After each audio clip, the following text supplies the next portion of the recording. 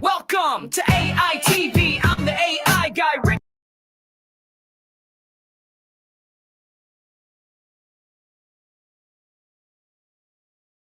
Macaulay dropping news so fresh.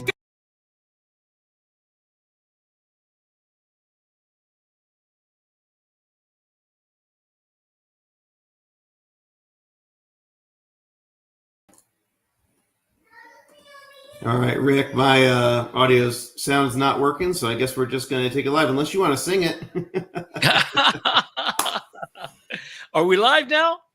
We are live. It's We're AITV. live and Hello, live, hello. man. I tell you. Okay. So, yeah, I want to do the intro. So I'm gonna pull it up here real quick. I'm just gonna go to present mode if that's okay with you. Yeah, absolutely. And let me share my screen, make sure all the audio is working and the entire screen. I know I got to figure this out. All right. So welcome to AITV. Yes, it is the place to be to find out about AI all the time. We're alive and ready. In fact, what I'm going to do, there we go. What I'm going to do is I'm going to start us off with the subject of the night. Yes, it is. It's Nano Banana time, baby. Now, you've been hearing about this, and we're going to talk tonight with a couple of people, including Chris, who's into filmmaking. And this is a big game changer. We're going to talk about why that is. We're going to start off talking about a little bit of news, but I just figured I'd share you a teaser of what you got in store on AI TV. I'm Rick McCauley, the Dangerous Man, and with me is Brandon, the producer.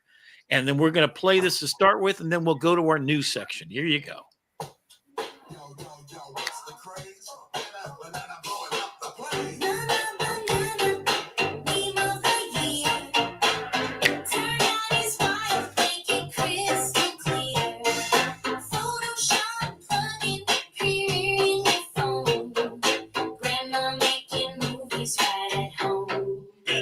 Yeah.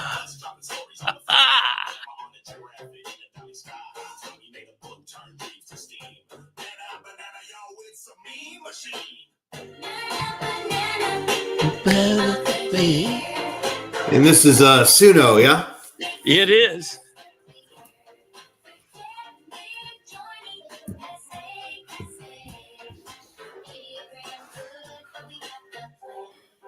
Oh, yeah.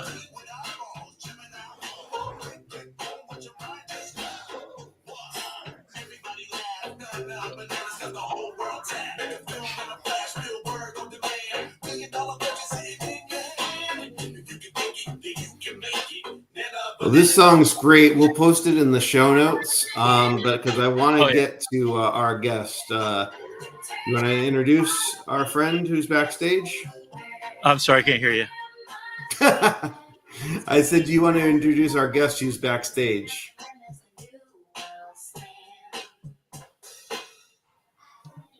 Okay, I'm sorry. What did you say?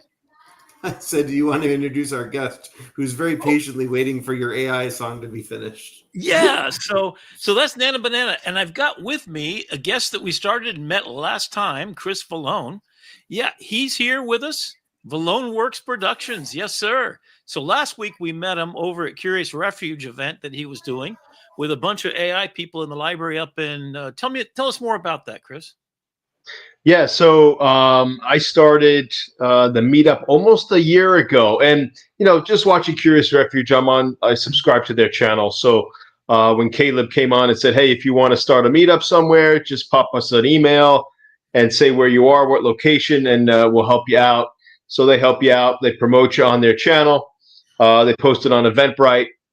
And then we started doing some meetups. So in the beginning, it was just at a little restaurant, Mama Bella's down in West Palm. And I picked it because it was a cute little place and it was cozy and the people were just starting to get the restaurant going. So I like to help small places out. And they had a beautiful TV right behind the bar. So I figured if we did want to show some shorts, they allowed me to use their TV. So you had like 15, 20 people and it's taking place now in West Palm at the library? Yeah, so it was a little noisy at the restaurant, so everyone was like, we can't keep shouting over each other. What could we do? Right. And then I kept thinking to myself, it's got to be a location where they have a good screen and a good, media room. And sure enough, checked up on the libraries and they offer it for nothing, So Wow. I just schedule it with them. You go right on their website, the Palm Beach Gardens branch library, and you just book a room, and that's it. Pick your dates, and that's it. So what day of the week and when is it that they can catch you next time? So the next one's going to be October 1st. It's Wednesday, October 1st. I try to do them on Wednesdays or Thursdays, mostly Thursdays, but man, that library's booked a lot. So Yeah, I bet. I try to keep it every month. We try to do this, So I think 2 months ago, we had about almost 30 people there. So it was a good turnout. What's crazy about all this in the film industry, of course, Curious Refuge is like the go-to. They just got bought up by a big company and they're going worldwide. These little meetup groups, though, that's where you figure out how to do this stuff, right? This is back to the day when hobbyists would do this thing like learn photography, and then you have a photography group, and I did all that kind of stuff. So how did you get to be interested in AI, and how long ago did your film kind of ideas come from? Oh gosh, I mean, I grew up on Looney Tunes cartoons. Ever since I was a kid, I wanted to get into animation and cartooning, so it started way back when I was in grade school. Yeah. And You've I don't know. actually done it semi-professionally for a little bit, and you've made a couple of films already? Yeah, so in the early 2000s, when I got right out of college, I was doing live action films.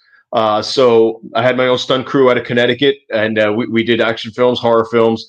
I actually did a full feature film for $2,500. It was called The Agent, and I had stunts in it and guerrilla filmmaking on mini DV tape, and I wound up selling that and went international. So it was an hour and 40-minute film.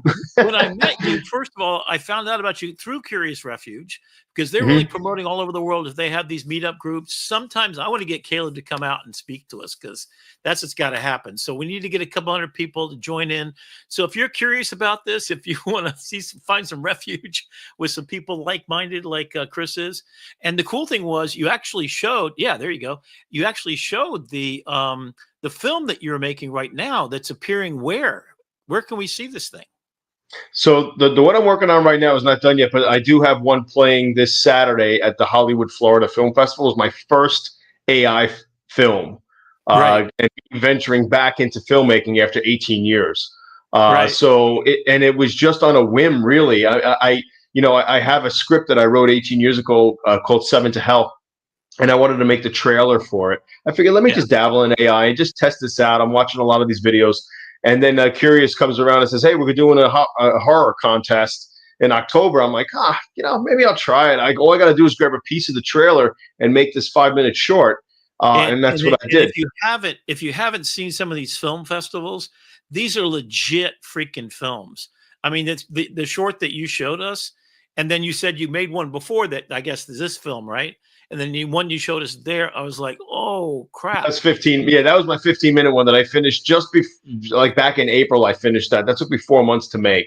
And that's a one-man deal. So you're Steven Spielberg with this in your pocket. That's it. Yep. Well, it's probably on a desktop a little bit, though, huh? You're not prompting off your phone, are you? Yeah, listen, it's in my blood, and I these stories of mine that I'm resurrecting after 18, 20 years is pretty exhilarating. That was the beauty. When I had you on there, we had a hard stop at was it 8 o'clock or something? Like I went out in the rain, got in my car, turned on the car headlight, and then toggled my phone, and we went on after about 30 minutes. Thanks, Brandon, for taking the little dead space. It was like watching the post office. Nor sleet, nor rain, nor no Wi-Fi. Nothing's gonna stop us, baby. But what was really cool is what you said about the story, about the human thing. And this show is about that, man. If nothing else, it's about that. And you said it, and I felt like I was hearing an echo, because you said it the same way I say it. Like all this AI stuff. Yeah. Okay. So I got in my pocket basically $1 billion budget and every actor and everything I want, but not everybody's Steven Spielberg, right? They don't have the lived experience, or the agency or the 10,000 hours that you all put into it. And then it's the blood, sweat, and tears. It's so your genre, do you like horror films in general? I actually don't. I never grew up as a horror fan. I just always knew growing up, making films, indie films, horror was a genre to help an indie filmmaker, because you don't need name actors to get your horror film noticed. I mean, just look at Blair Witch. You know, that you don't know any of those actors, but that Right. movie made a ton. You know, so you got to look at things as a business as well. As much as I'm an artist, I want to look at it as a business as well. And you know, I figured horror was a good shoe in. You know, Yeah, I got to filmmaking. tell you, when you said Blair Witch Project, I just got to tell you the story. My Yeah. wife threw up after watching Blair Witch, Mm. and we found out she was pregnant. Oh And then wow. the woman's house we were at, our best friends forever, she had a pregnancy kit. We weren't trying to get pregnant or anything. So he's 30 years old now. So, you know, it's okay. But so she goes upstairs and uses her pregnancy kit. And within 3 days, she got pregnant. And our sons were Oh born wow. 3 days apart. We've been lifelong friends forever. Yeah. Wow. Yeah. In Chicago. They moved to Chicago. Yeah. I mean, it's kind of crazy. So there's my Blair Witch segue. There you go. But I want to get back to the human part. In fact, that's actually a good example, right? The idea that you go on vacation, you come back, you tell this horrible story, or that we have this moment. I had this moment with my family, now with everybody, right? That the Blair Witch Project led to this, it led to that. We tell the stories. I mean, the Bible is just a collection of a bunch of books that are basically what not to do, what to do, how to act nice, how to act bad. You know, it's Yeah. just an instruction manual for humanity. And it's a Bible, which means it's a library. Bibliotheca means library. So it's 1,000 books written by 1,000 people, right? Yeah. So it's Mhm. imagine it's got everything from Pulp Fiction to The Right Stuff, you know, within one kind of thing. So when you're making a movie, what are you actually talking about? They talk about directors making the same film over and over again. What is it what's your Hitchcock zeitgeist of who you are? I mean, if it's not horror films, why did you make a horror? Just because there was a contest, or was it a Yeah, technical well, I mean, challenge? I wrote the script 18 years ago, the feature script. So, and I was in the middle of making the trailer to it. So I figured if I make a trailer and then have the script, I now have something pitchable. And when Okay, back then I couldn't film it because I didn't have the budget to film it. right. So I figured let me just try this and see how it goes. But then when I heard about the contest, I'm like, all right, like I said, I'll take a piece of the trailer and now make it into a 5-minute short. Yeah, Um, that's it. That's it. so it just, you know what it is? I mean, it's like these little RC cars I got behind me. It's like I'm feeling like a kid again. You know, like Yeah, I'm going and back tell to me my roots. what you You also do. Those Volkswagens behind you. Tell us about that, because this relates, right? So it's funny because I went to school for art, got a bachelor's of art, fine arts, and you know, still wanted to be a filmmaker, artist, all that kind of stuff. And when I was in art school, I just felt that an artist needs to drive a Beetle. I just felt like a Volkswagen Beetle I is the had art I had car, a convertible. and Yeah, absolutely, absolutely. I got you. when I was filmmaking, I had all my film gear in my Beetle. I had a 71 Super Beetle convertible. That was my first Beetle. And I don't know anything about cars. I didn't go to school for it, you know, so, but I just felt like it was the car. But Right. as I was filming for like doing films for like 10 years, the bug was a hobby in the background. I was getting into it with my pop. And because my pop was a mechanic in Brooklyn when he was younger, Mm. you know, so it came to a point where, like, you know, in my late 20s, I'm like, all right, I'm a starving artist. I got to start making some money. I'm living in New York. I can't keep bumming off my folks. And, you know, so I turned to, but I couldn't work for anybody because I got entrepreneurs in my family. And I said, you know what? Yeah. I'm going to start an eBay business. And I turned to Oh, my dad and I said, look, let's buy and sell the Volkswagens on eBay, but we'll use my film background. I'll showcase the cars at music and titles, effect. When oh, nobody was doing that in 20 years ago on eBay. And it was very difficult to even embed a video onto the eBay auction. It was very archaic. yeah. But I did that. And then, you know, with that first year, man, we flipped like, I don't know, 12, 13 Beetles that first year. And we generated such a following that That's one of what my you're doing cars now, huh? actually sold to Billy Joel Armstrong from Green Day. And then Oh my that's God. when I talked to my dad. I'm like, man, we got to get a shop because people were now calling me saying, I don't want to bid anymore on eBay. Could you build me a bug? I was born in Wow. 67. Make me a Beetle. And I said, Wow. holy, they'll put the money up. And so it just took off from there. And that's when my YouTube channel started. So I've been doing YouTube for 20 years on YouTube, you know, with the Volkswagens. And that brings Right. in a lot of work. It's a lot of marketing, but all combining my filmmaking background. So I've been filming still, you know, even with the business, you know. So Right. Right. So, I want to have you come back on the show because I think that you're exactly what I want to get. Right. It's this. You got that rich story. Even you're weaving in, you know, the Blair Witch Project and the Beatles. These are yeah, things that we want to. My whole zeitgeist is we're going to be faced with a choice. If we've got no job we have to do, what job would you choose? I mean, it sounds like your Beatles is a passion that you would do that even if you weren't really getting paid for it, right? Yes. Yeah. About the Love them. story, it's about your life, right? In fact, I did this big deep dive existential thing. Everything about human life is a story and a game. If you think about going through K through 12, right, you're just going for each little piece of paper along the way, and you pick up this little knowledge, and that lets you get to a job, and then you get to a job, and you're playing Pac-Man through all of life. Now, how rich Yeah. you make that experience is by who you put in it, who you come in with your game, who you go on the journey with, your loves and your children and your this and your that. And, it's like, that's what makes us human. And I hope that at the end of it all of every human being has a life I've had. I've never worked a day in my life. I literally, every single job working for the Miami Herald as a photojournalist, hell yeah, I would do that for nothing. And I turned down $10 million a year that my dad had taking over his insurance company to go do this instead. Right. And it was good money, but like if you follow what you're put on the earth to do, and you always give lovingly to everybody and make sure you take care of those around you, hell, you just got a beautiful life and you sleep good at night, or you don't sleep because you're so excited about what's next, right? Yeah. So let's land that plane. But I really want to invite you back anytime because I love the idea and I want to see your film. So I don't know if we're going to get to it tonight or we can see some stuff. But so I was going to say, my question for you, Chris, is if we can't make it down to the film festival this weekend, because some of us don't get to live in Florida, where is this? Is it available on streaming platforms anywhere, or is it going to be? Where can we find it? All my films thus far, all my AI films are on my YouTube channel, Valone Works, and just they're all there. So my one that I showed you last week, the 15-minute one, I mean, she's over 360 something thousand views already. So she's kicking some butt, and it's pretty cool. I mean, for a brand new channel that I started, I mean, it's a different niche of mine than the Volkswagen stuff, So, yeah, AI is a hot thing right now. So if you got good, good films and a good product to show, people will see it.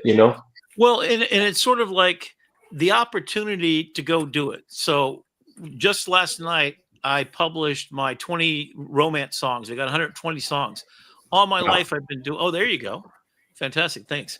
So yeah, all my life I've been writing music and now I'm getting it copyrighted. But you're now making movies because you can't. I mean, you literally, what would it cost to make that film if you were to hire actors and do it? Millions. It's not even in the realm of imagination, right? Yeah, so it's millions. The magic of it is you've got a story to tell. And I was almost crying because the story you told in that brief amount of time was quite beautiful. And it was about a child being rescued it was the woman rescuing herself. I mean, it was just a complete story within a story. And it really pulled at the heartstrings. So, I mean, a great artist can take chalk and make you cry.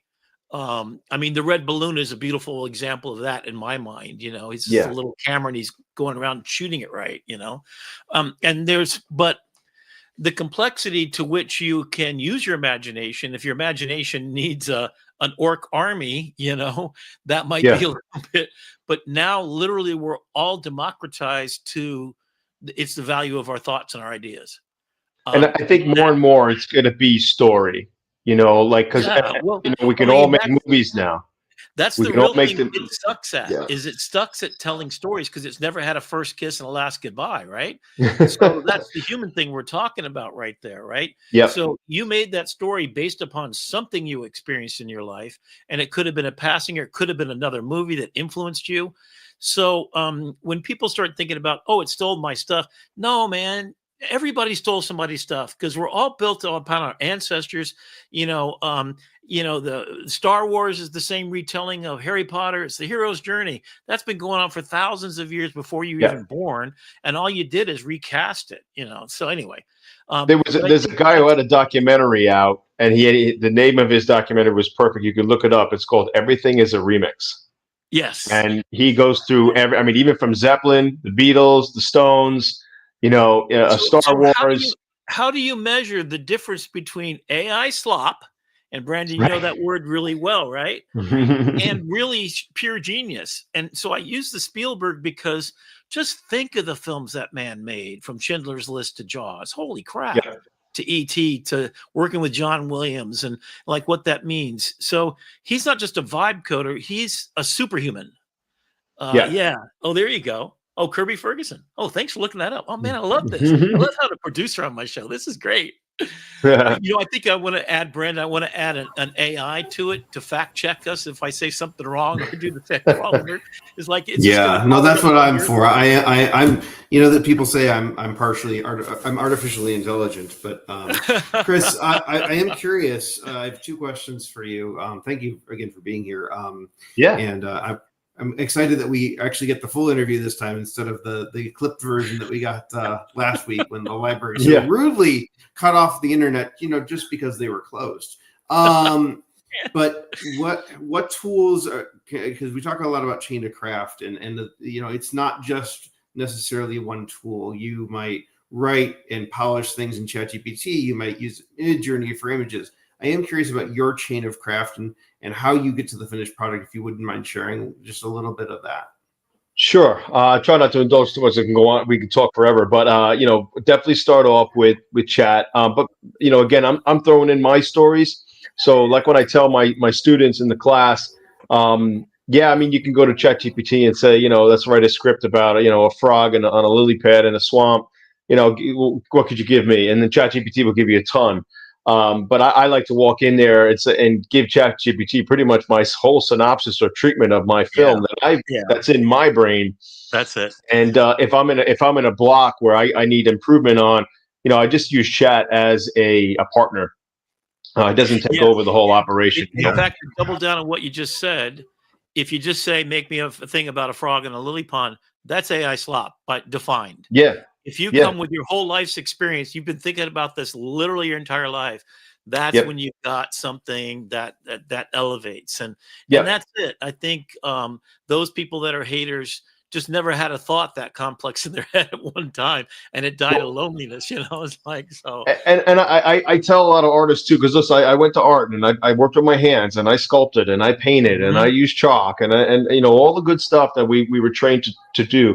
But if you are a creator, you just use the AI as a tool to enhance, your art. If I have characters, I'm sending in characters that I drew years ago and throw it into the AI. So you've hit it on the nail right there. You just talked with pride of having made things with your hands. When you work on that Volkswagen, there's hours and hours, and no one sees that. Right? No. You hear about these actors. Oh, they just, fresh out of nowhere. LeBron James. No, he spent his whole life purpose built.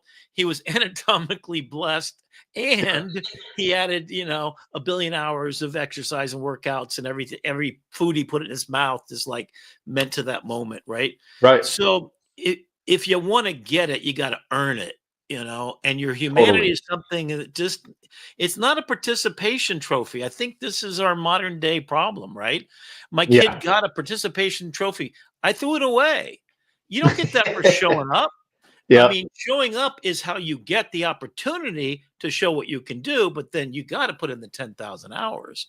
I was wondering where that trophy went. I thought it left it right there. I think that's where, kids, right, Brandon? Did you actually accept those participation trophies for your kids, or did you teach them? For my kids, for me, I have 13 bowling trophies, 1 year for every year that I bowled for professional participation.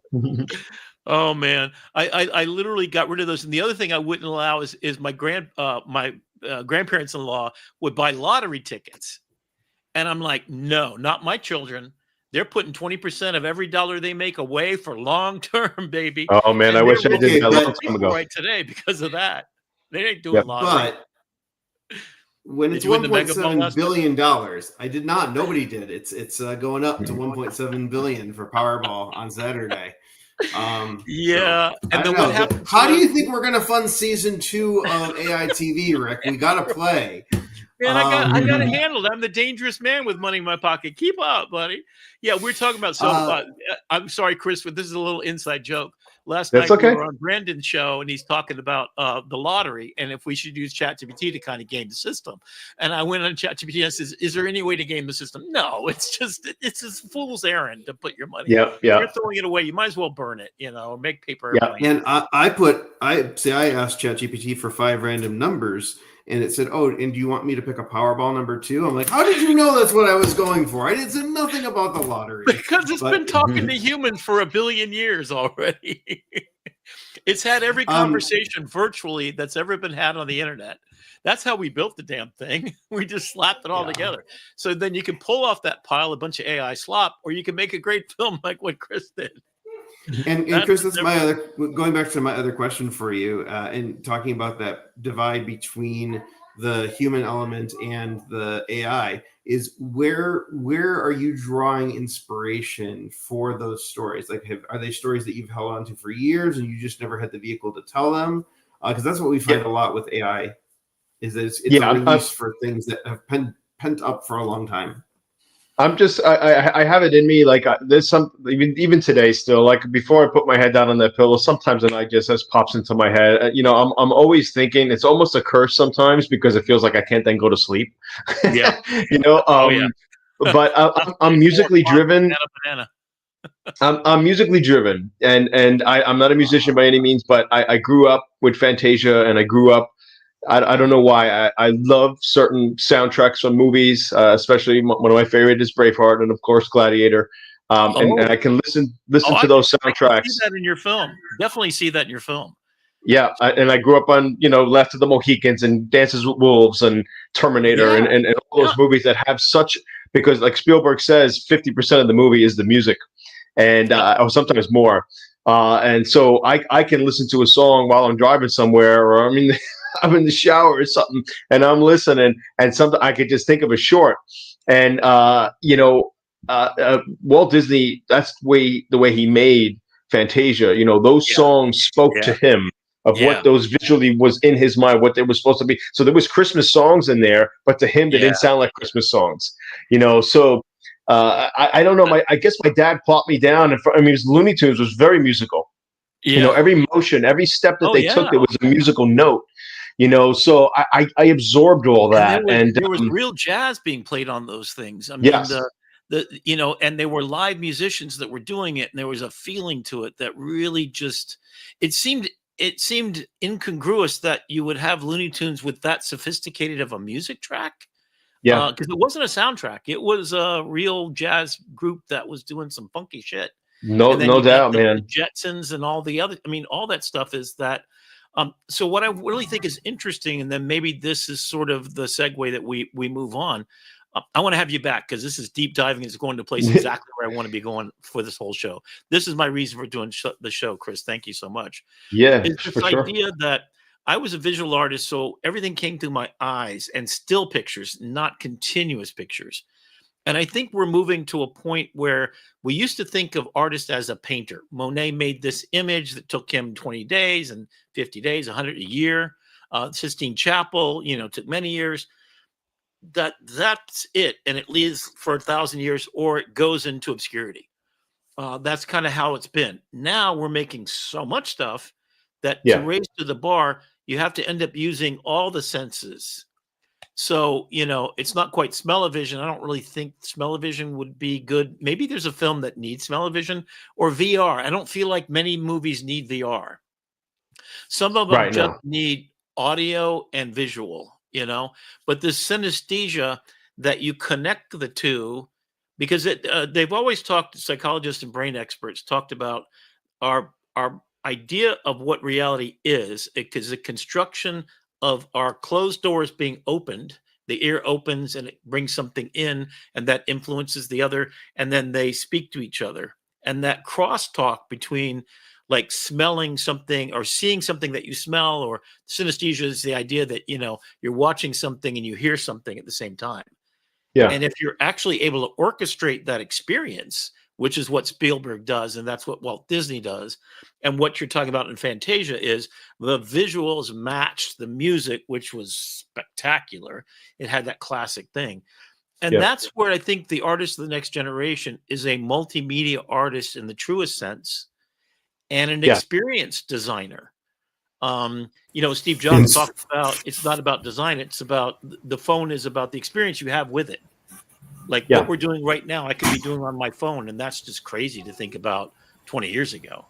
But anyway, to Yeah. yeah, come and in, Real Estate in Columbus is saying in our comments that the new Superman movie, he saw it in 4D with where they included smells, lights, heat, water, and lots of other oh yeah, movement to supplement what was happening on the screen. So you're having the immersive experience. And so, Yeah. we think about that immersion that's coming with AI and all the different channels that it enables. My new, I'm going to get it on a t-shirt. My new moniker is "Please don't lick the LLM." And so we got to be careful with how far we push this stuff. But Well, I just hope what this technology does is that, we've seen a lot of this, like you said, a lot of the slop right now. And because we all have access to it, it's just like back in the day, when I was shooting on mini DV tape, everyone could go to Best Buy and get a mini DV camera and say, oh, right. I'm going to be a filmmaker. But in the end, I hope it weeds, the real people will stand out and the fat will be trimmed. And there's always Yeah, going to be slop, but I hope in the end, this is used as a tool that someone like me or even someone like you that we didn't have the resources back in the right. day or say the connections to make something, and our minds are Yeah. creative. We want to do things, but In, now we have this. So in the last year, I have now in my pocket 120 songs that took me 65 years to finally make where I could listen to it. I've only known the words on a piece of paper. And right, occasionally, if it was really good, I had a friend of mine do some scoring for me.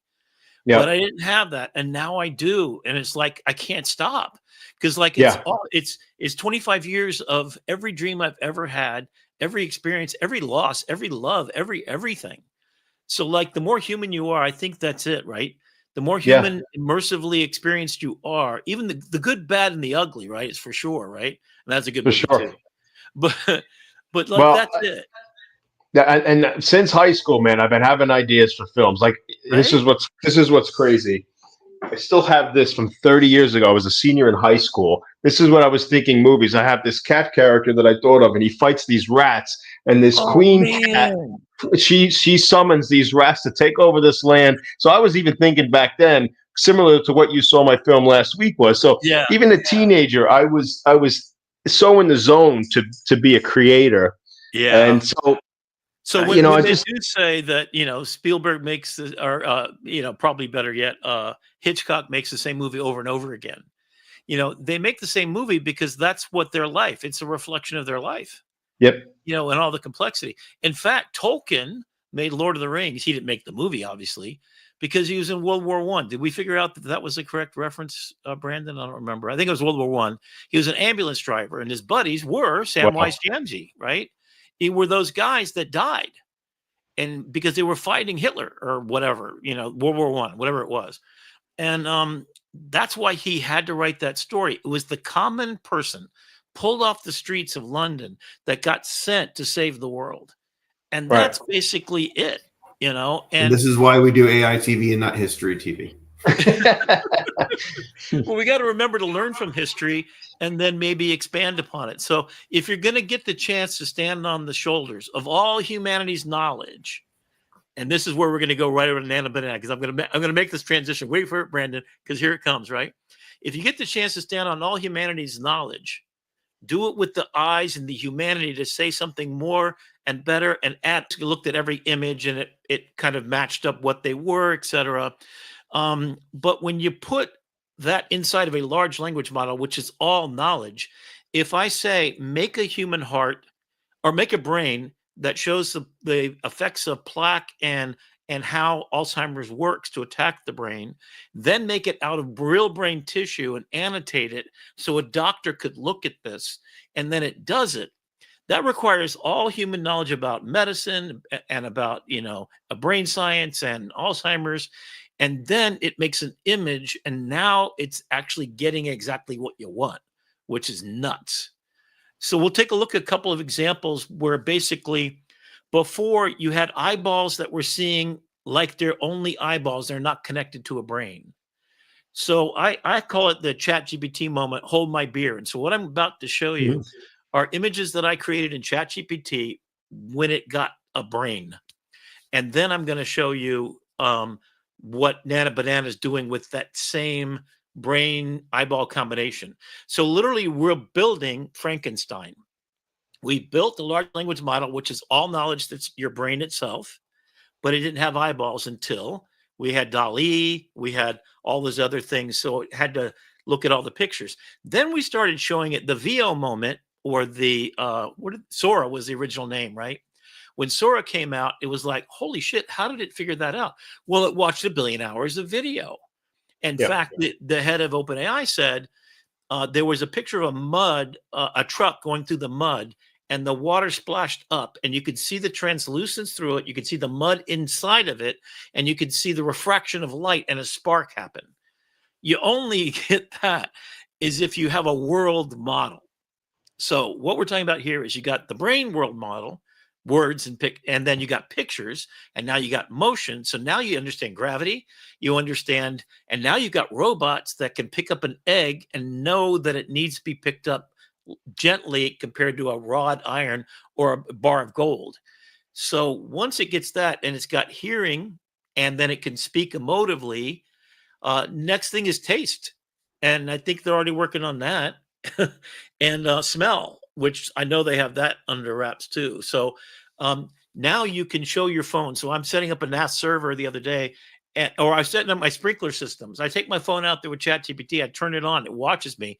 Oh, that's a model so-and-so. Let me look it up. So I had to program it, which was taking me 75 hours, right? It wasn't happening. I just had to get it to go from 4 o'clock to 5 o'clock in the morning. That's all I got to do. And it told me every button to push in sequence. And it did it in a really nice way that made me feel like I wasn't wasting its time. If I tried to get my buddy next door to come help me, no, whatever time, so that's kind of where we are. So that's, I think, what's fascinating me and making me feel like, oh my God, I just can't sleep because what's next, right? So let's move on over, Brandon. Thank you so much, Chris. And man, you got to stick around and just hang out because we're having fun. Sure. Here. I appreciate you being here. Thank you. Hell yeah. All right, Brandon. You're welcome to step on stage, or if you want to dip backstage, just give us the white flag and say, we'll let you go. Yeah, good. Happy to be here. So a couple of things, Brandon. You said that just came out today. I got a couple of things to share too. I think first we're talking about Perplexity. Yeah. So Perplexity AI announced earlier today that if you have Venmo or PayPal, you can sign up for Perplexity AI through one of those platforms and get a free year of Perplexity AI Pro, as well as access to their new Comet browser. Yeah. So everything I'm going to show you tonight. So this is Arvind Sanaras. He is just an amazing guy. He worked for Google. He worked for OpenAI. Then he took all that together. He took their search engine, and we're going to talk about that in the second half of tonight. But right now, students get early access to Comet for free. So go sign up for it, and the link is going to be in the show notes a little bit later on. So that's cool. Now, what it is it's Perplexity inside of a browser, which is the Chrome browser. So they basically are an API. For those not familiar with what an aggregator, okay? So everybody remember when news was out there and all of a sudden Huffington Post comes along, right? Huffington Post was an aggregator. In fact, it's my favorite thing to talk about. You watch the what was it? The Graduate, the movie, and the guy says the future is plastics, man. The future is well, obviously not plastics. In fact, we're trying to get rid of that stuff now, right? But the future is aggregation, and that is that instead of being a large language model, which has all the knowledge about everything and is as smart as anybody on the planet, you can have some hallucinations because there's holes in that knowledge. And it's not like if you had an amazing student in your class, you wouldn't call for every question to that person. If you had a question about dance and you knew that there was somebody in the back that knew dance very well, you'd go to that expert. And that's what Perplexity does. So I'm going to talk about this a little bit later, but here's the point. Krea, K-R-E-A, has 7 different video models, 7 different audio models. I mean, it's got like literally all of these large language models at its disposal, and then it integrates and does this and puts it all orchestrated together. So you are a conductor of a symphony of the greatest of each one of those things, and what we call what's the word, Brandon? Modal. Not multimodal. Oh, mixture of experts. Yes. That means if you're doing academic stuff, Perplexity only goes to the academic source because you tell it only let the string section play. You get me? So the thing about Perplexity and Crea is you get to test out all of their strengths and weaknesses. So if you've tried, and if you've ever tried this, this is absolutely true. If you're writing beautiful human sounding words, go to Claude. Absolutely. If you got a nasty sex scene, go over to Grok. It'll just dish like nobody's business. It's 50 Shades of Nasty Boy, right? And if you want something like the average, the Tom Hanks of everything, then you go to ChatGPT because it's always a solid go-to thing to do. But you don't got time to have all of those. So things like Perplexity, they're taking advantage of aggregating through an API. That means they just pay them a trickle stream to have that tool accessible to them. And that gets us to tonight's subject, which is going to take me off screen for a second. And I'm going to jump on over to, oh, no, I got to go to my other PowerPoint here, where we're going to go take a look at, if I can get the right slideshow up, what Nano Banana's got going on that makes all this difference. So Nano Banana is inside of Gemini. So you got me on screen now, Brandon? Yes, I do. Okay.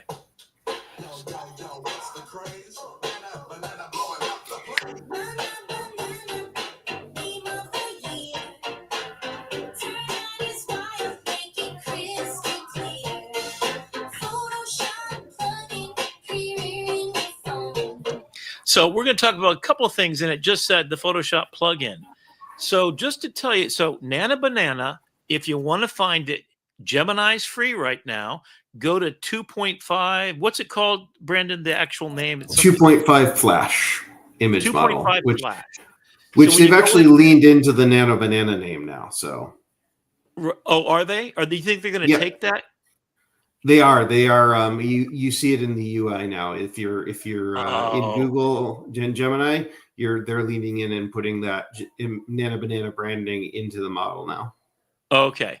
So what this is, so I'm going to show you a bunch of examples that are freaking outrageous. You just couldn't do this before. So what you're looking is 4 pictures. Now, what you can do, and here's a super hyper trick. I've got a whole bunch of, I've collected over 500 tricks that you can do, and I'm going to demonstrate at least 20 of them tonight.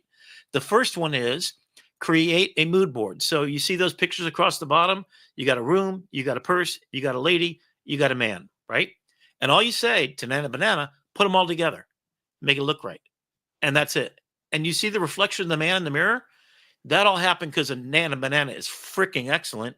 And then what this is, and I'm going to put this in there as well. If you look for YouTube and you look for Nano Banana Photoshop plugin, it's a gentleman that has done plugins in the past.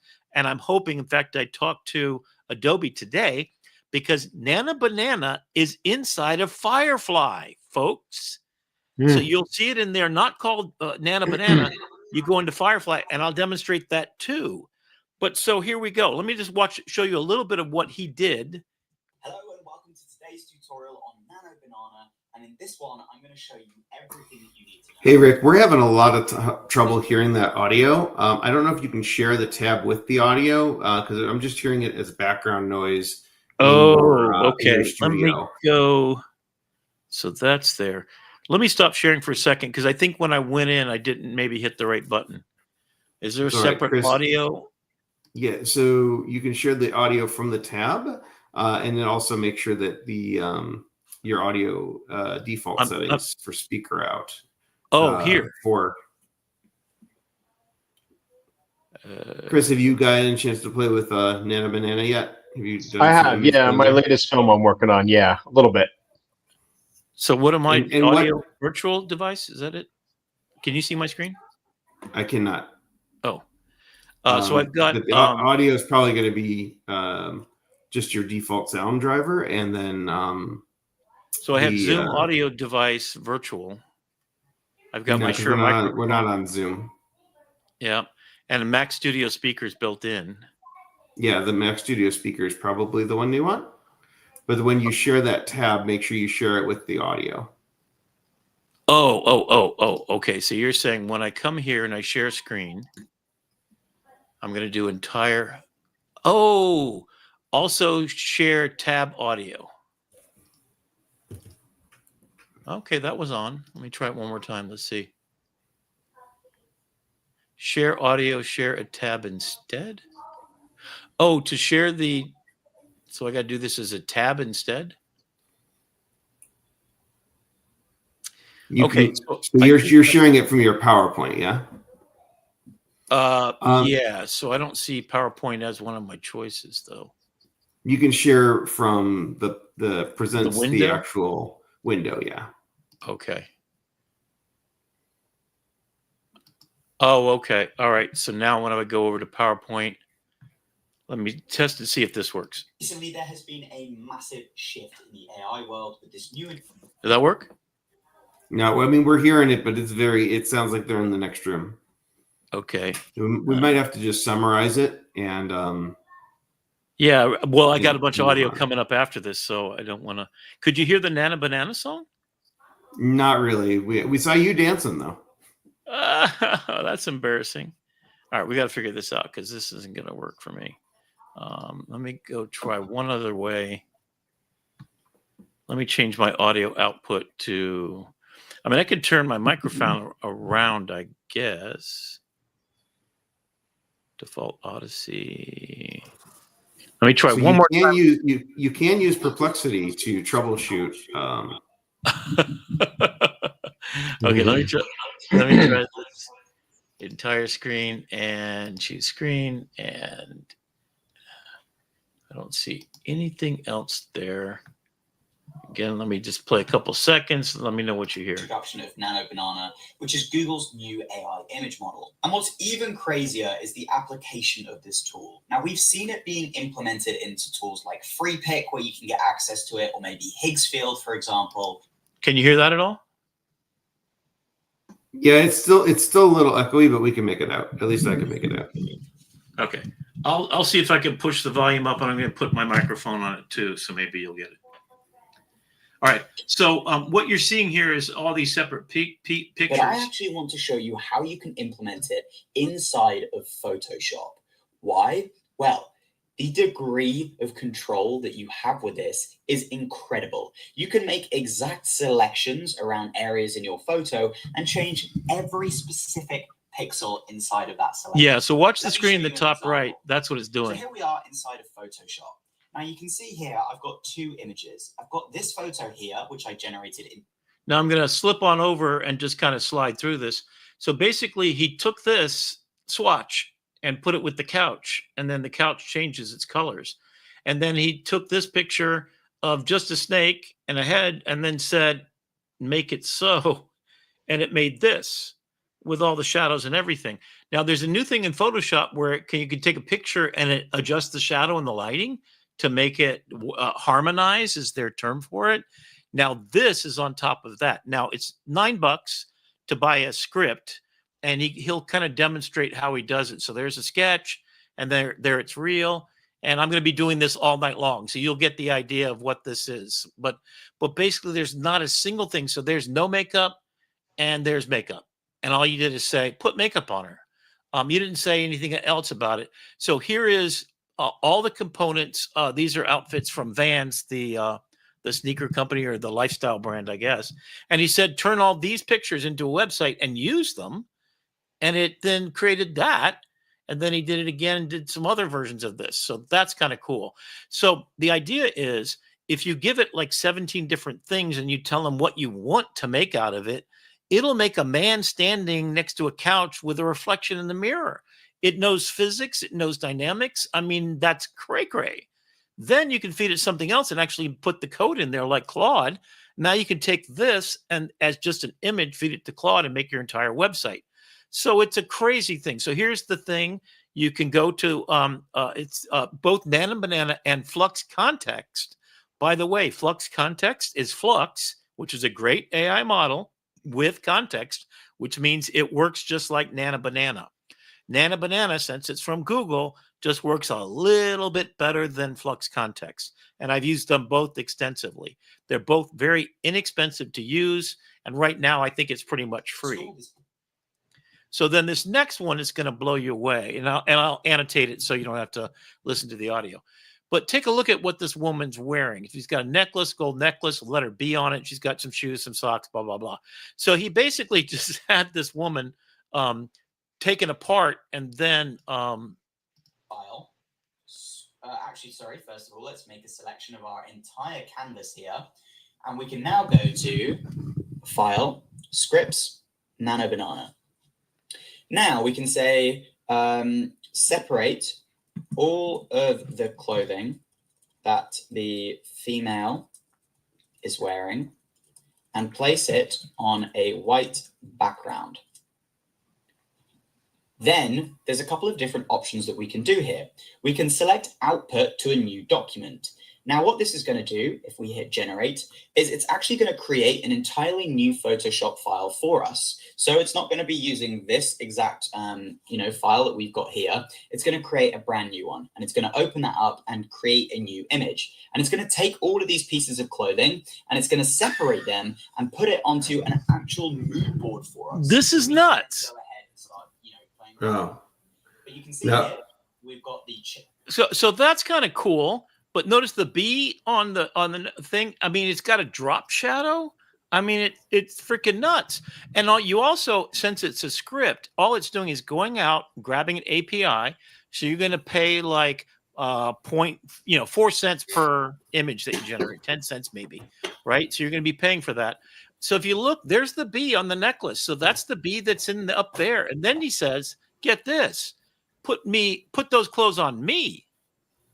And it's like, it takes the clothes and he's counting all the different, stuff. So you can watch this right now. If you put Nano Banana in YouTube, you're going to find this guy. So look for him. He's showing off a Photoshop plugin. So that's kind of cool. So he's looking at the picture. He's making sure they got it right, because that's kind of weird. So then he selects the whole thing. He goes over to his script and he says, okay, so now put all those clothes on me. And then he uploads a picture of him. That's kind of just a boring picture. And he says, "Man wearing these clothes." Okay. Hello and welcome to today's tutorial on leaning against the cage at the skateboard park. And there he is. He's wearing the B. He's got every one of her pieces, and it even adjusted the short so it looked good on the man. He makes a comment about that, which is just... We've gone from this to this, where we've got the same clothes, a aisle. I mean, so now what can you do, right? So this is the script, and there will be in the bottom. So here is Rob DeWinter is the guy that made this. My hope is, and I talk to the folks at Adobe right now, writing a script like this is like a no-brainer. This they could do tonight if they wanted to. So look forward to Max in October. I'll be there out in San Francisco at Max representing, and talking to all my friends and trying to get this. I mean, this is a game changer for everybody. So that's what it does. And if you want to follow the other creator, it's youtube.com/@RourkeHeath is the name of the other creator. Oh, okay.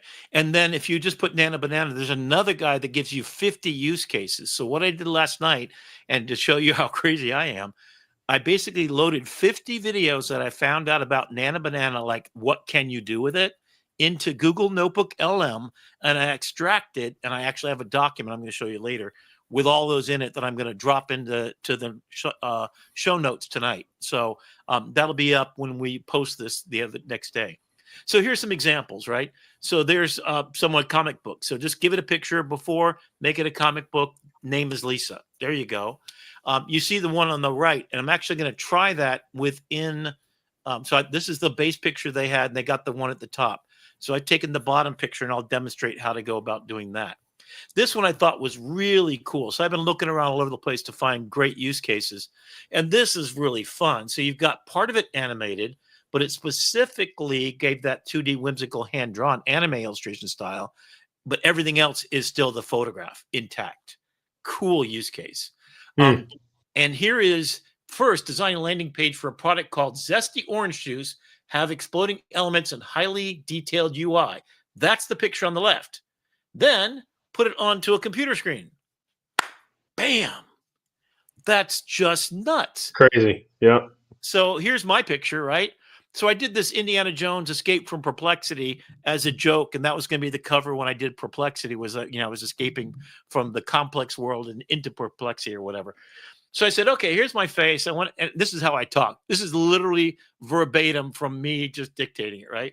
I want to put this in an illustration of Indiana Jones Escape from Perplexity. It's an app, and I want to make it totally fully realistic, make me a little more handsome this time. The torch and everything, I want it to look like a photographically real shot, blah, blah, blah. And there you go. In fact, it did one facing left, and I said, no, he's got to be eyeball to eyeball, mano a mano, And I said, give him a little more, heft in the shoulders there. So there you go. There's the thing, and it actually used Indiana Jones typeface, which kind of shocked me, but I don't know. Okay, so then I said, same thing. Here's a picture from Midjourney. My picture, not a great one, but okay, wearing an earring. Oh, I forgot about my earring. And then I said, okay. So I said this. I said, great picture of a pirate. I'd like to take my face, the first picture. So I got into the whole thing, and down at the bottom it says, he's in a bar from the 1600s. He looks like he's smoking a joint. I didn't say smoking a joint. I swear to God, I did not say that. But when it translates my words, sometimes it gives me a better thing. Oh, wow. It was a smoky joint. That's what I literally said. He's not smoking a joint. Okay, Mom. Up in heaven. He's probably sitting there with a pile of gold doubloons, and it spelled doubloons wrong. I don't even know if I spell it right. Drinking a beer, looking right at us, as you can imagine him saying, I'm the most dangerous man in the world, instead of saying, I'm the most interesting man in the world, which I loved. I used to give people birthday wishes. You're the most interesting woman in the world, blah, blah, blah. So take a look at this. The most dangerous man in the world. He once arm wrestled a kraken. His shadow is banned in several countries. I didn't ask for that. And guess what my new name is that I'm going to use? Captain McAwesome's Ale. Holy cow. Now, it didn't make me more handsome this time, and I'm married all of a sudden. It seems like everybody in every picture is married. Tell me if that's a thing. So my guitar playing in my music videos, I'm married. I don't know. Maybe I'm supposed to be married. Twice, didn't work out. So then, since I'm in Gemini, right, I say, Vio, hey, let's make this a real thing. And I want you to say, I'm the dangerous man.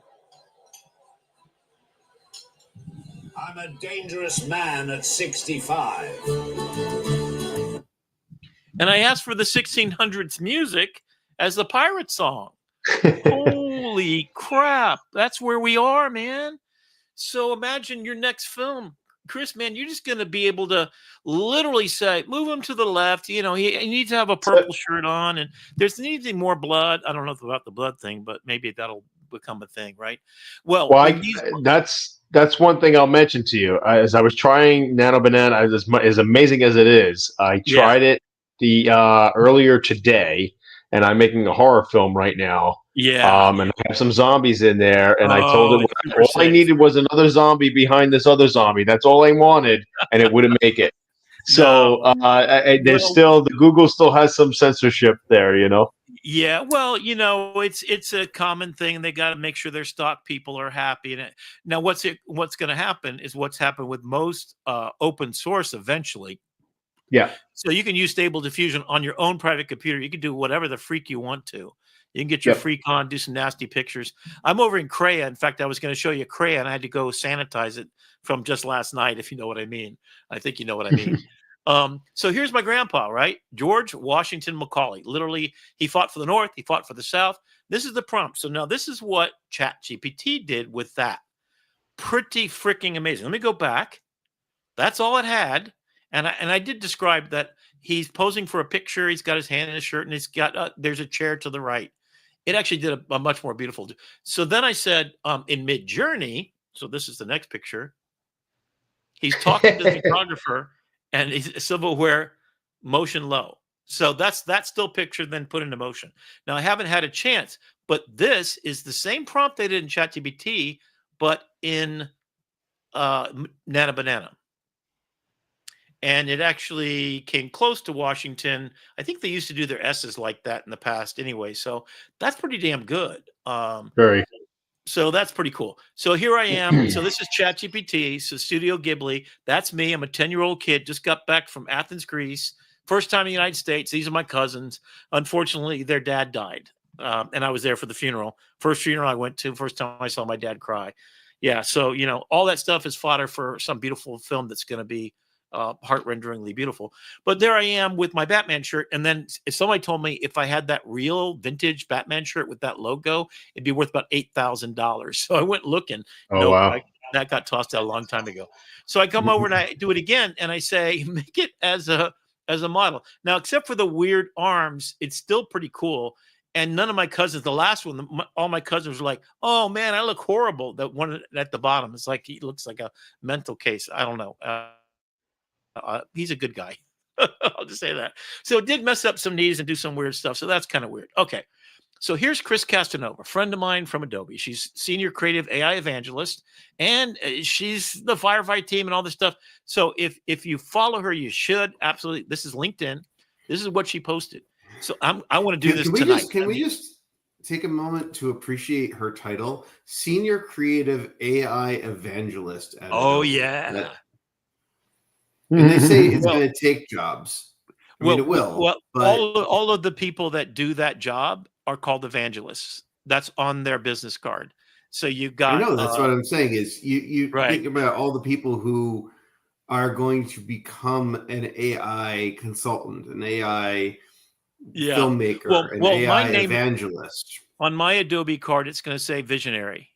Because AI visionary, I like it. Yeah, there's only one visionary, and that's going to be me or Rick, the AI guy. That'd be all right with me. Because I'm a common man. You mean you're going to have Dangerous Man with you as Indiana Jones as your business card? No, so the whole Dangerous Man, that's it. But what I think is kind of cool about this is go find your page. So what else is interesting? In a few weeks, we're going to talk about copyright law. I met her when she has now the landmark copyright case in the United States.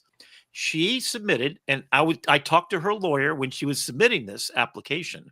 She submitted one single image done in Midjourney with a really extensive prompt. It wasn't that big a deal, and it failed to reach the bar, right? So she goes back with an entire magazine called Zariah of the Dawn or Dead or whatever it is, with 100 pictures, with a story that she wrote in a magazine format. She got copyright on the whole thing. So that's where I met her, and I've been a fan of hers ever since. She got her citizenship. I mean, it's this beautiful friendship and relationship. So I'm going to see her when she comes up. So she did this. This is just this week that she posted this. So what she said is that's a picture of her phone and it said, tell me what's going on. Now, I don't know about the calorie count. Yeah, I guess it's about right. But I literally could do this for my life project and say, tell me the calorie count, the salt amount, tell me the carbohydrates and the protein, right? And it would annotate it. So here's a post that she made. So she put that picture up in the top left. Now I haven't upscaled this picture on the right, so I apologize. But she said, see what you can do with this room. You don't give me a prompt like that and expect something dumb. So I came up with Jules Verne, steampunk, elaborate chandelier, where you see there's a little chandelier up there, a wallpaper that's vintage, maps on the left wall, and a steampunk open exposed geared clock on the right, and then the fanciful party being held in the Jules Verne style with an homage to Jules Verne. And you see even the carpet has got gears on it. Now, two things you should know about Nano Banana within Gemini. Your one picture on screen is going to be low res. When you download it, it takes a little bit extra. You'll notice there'll be a delay. It actually doubles the resolution on download. So this is pre-download. So don't just grab the picture and drag it to your desktop. Wait and actually click the download to do it. That's something I learned from this the hard way. Luckily, you can go back and get it. It also puts a little Gemini logo in the bottom left right-hand corner. So you'll see that. And they're part of the content credentials from Adobe. So you're going to see a CR icon every time you generate something and you put it on LinkedIn, especially. I wish Facebook's would do it. All right, here's another one by the genius, Chris Cass. So this is what she does for a living. She sits around and plays like what I'm doing, right?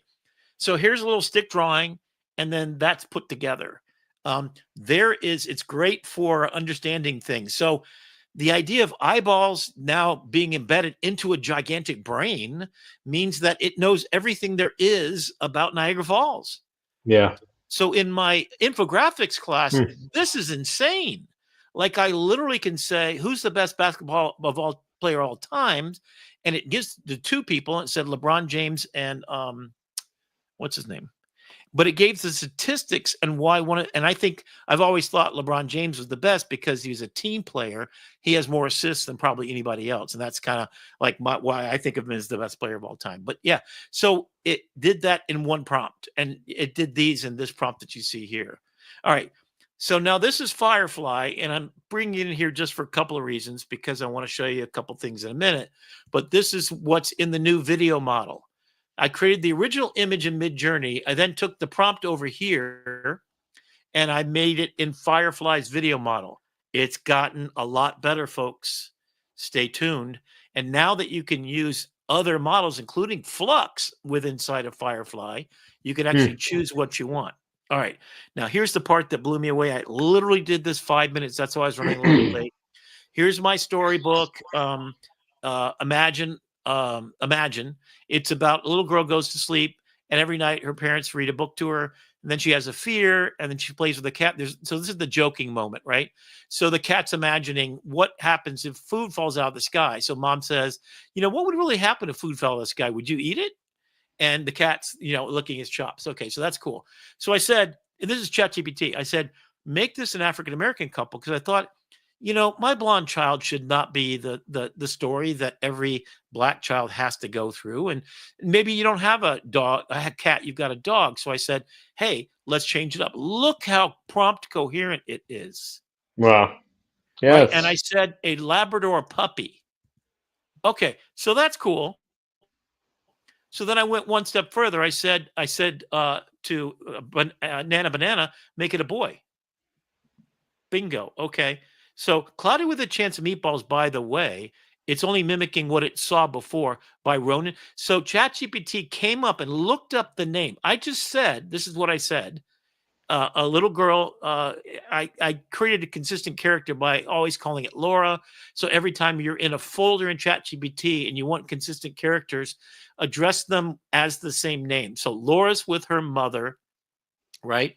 And then the cat.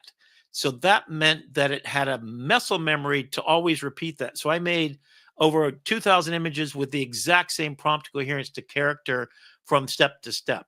Now, what I've been doing lately is taking that and then having ChatGPT make the prompt that I then take over to ideogram, which another episode will go through that. But that's the process. All right. So then I got to the boy and then I said, you know what? Let's make him look like a photograph. Oh, I'm sorry. There's this one. So this is one of the scenes from my book. It's a different version. I wanted to try different styling because I kept getting this sort of very recognizable Disney Pixar style, and I just can't do that because this has got to be a brand new thing. I'm against stealing from people, right? So they were talking about how they were swimming and whatever. So I said, make it as a real one. I mean, look at the attitude of this cat. I mean, look at the little girl's teeth even. I mean, there's no 5-finger problem anymore. Hold my beer, buddy. So that's kind of cool. So I said, do it with Nano Banana. So this is Nano Banana within Gemini, and there's a real photographic look. Now, it still didn't get Cloudy with a Chance of Meatballs, but it got pretty close, So there's things anyway. So here's ChatGPT. Here's the same thing with Nano Banana. Now, I did ask it a couple of different questions, so this one's not really an accurate one, but I'll keep going. So this is Katrine Eisman's mother, who was Jewish during World War II. She was drawing costumes the plane. Okay. So I'm gonna go through these real quickly, and then I'm gonna show you. So this is what ChatGPT did, and this with the exact same prompt you see on the left. That's what Nano Banana did. Then this is in my class on the left, what I did with ideogram, and then I said, make it for real. There you go on the right. Here is what I did in ChatGPT. Then I said, take this black and white thing, which was 500 hours worth of research I was doing about politics. And then I took it to Nano Banana, make it in color. And then I said, make it look like bobblehead with 3D rendering, etc. There's the picture with stickers. Now, ChatGPT and Gemini can both make transparency, by the way. So I fed it the sticker at the bottom, gave it the pictures of my family members. Boom, there it is on the right. We're prettier. We're prettier in the version by Nano Banana. I'm much better looking. Yeah. Although I do want to respect Chris's time. We can come back to this in just a second, but I know Chris has to jump off. And I would want to give one more shout out. This weekend, if you're in Florida, you're within spitting distance. Chris, where can we see your film live? So my short film, 5-minute short, Hellbound Fugitive, will be playing at the Cinema Paradiso in Hollywood, Florida. Oh, that's right. We're at 9 o'clock. Sorry. Yep. And So it's in you, it's in a 5 o'clock time slot. So between 5 to 8 short film time block. And I think tickets are $20 if you want to go check that out. It's part of the Hollywood Film Festival, I guess. The Hollywood, Florida Film Festival. Yep. And if you don't have time to make it down to Florida this weekend, Cool. you can catch Chris' and you're finding... YouTube on at Valone Works down here. Yep.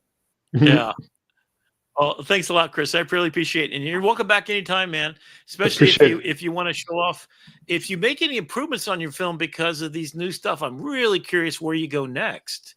Does this change your workflow as you're thinking about it and you're looking at the possibilities?